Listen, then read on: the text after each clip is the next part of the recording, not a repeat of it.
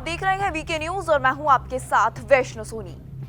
ये तो आप सभी जानते हैं कि भारत में अलग अलग धर्म जाति के लोग एक साथ रहते हैं, जिनके रीति रिवाज, परंपरा, खान पान एक दूसरे से काफी अलग होता है।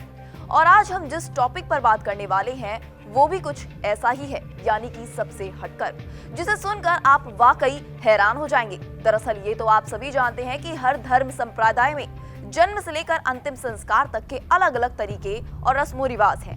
उदाहरण के लिए हिंदू और सिख धर्म के अनुयायी शव का दाह संस्कार करते हैं, वहीं मुस्लिम और ईसाई धर्मावलंबी शव को दफनाते हैं।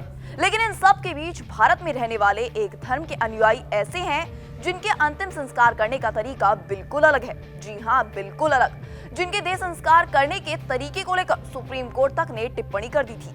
चलिए फिर आपका वक्त बिना जाया करे हम आपको बताते हैं कि आखिर कौन सा है वो धर्म जिसका अंतिम संस्कार करने का तरीका बिल्कुल अलग है। दरअसल भारत में रहने वाले पारसी धर्म के लोगों में देह संस्कार करने का तरीका बिल्कुल अलग है।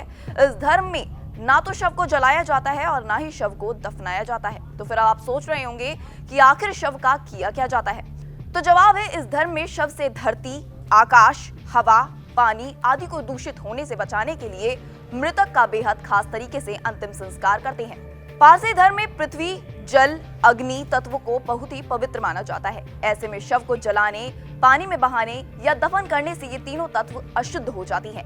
इसलिए इस धर्म के लोग टावर ऑफ साइलेंस का इस्तेमाल करते हैं, जिसे दोख में नाशिनी या दखमा भी कहा जाता है।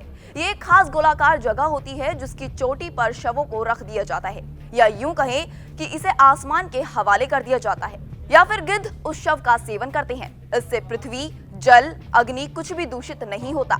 पारसी धर्म में करीब 3000 सालों से अंतिम संस्कार का यह तरीका जारी है।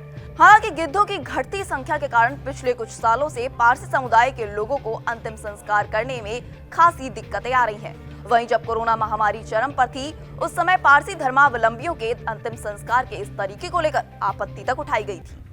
केंद्र सरकार ने सुप्रीम कोर्ट में अपने हलफनामे में कहा था कि कोविड रोगी की मृत्यु होने पर उसका अंतिम संस्कार सही तरीके से होना जरूरी है, ताकि उससे संक्रमण ना फैले। इसके लिए या तो शव को जलाया जाए या फिर दफन किया जाए, वरना कोविड संक्रमित रोगी के शव से जानवरों आदि में भी संक्रमण फैलने की आशंका है। पारसी समुदाय में इतने अलग ढंग से किए जाने वाले देह संस्कार के तरीके पर आपकी क्या राय है, हमें जरूर बताएं। फिलहाल इस खबर में इतना ही। तमाम खबरों के लिए देखते रहिए वीके न्यूज। वीके न्यूज, राष्ट्र के नाम।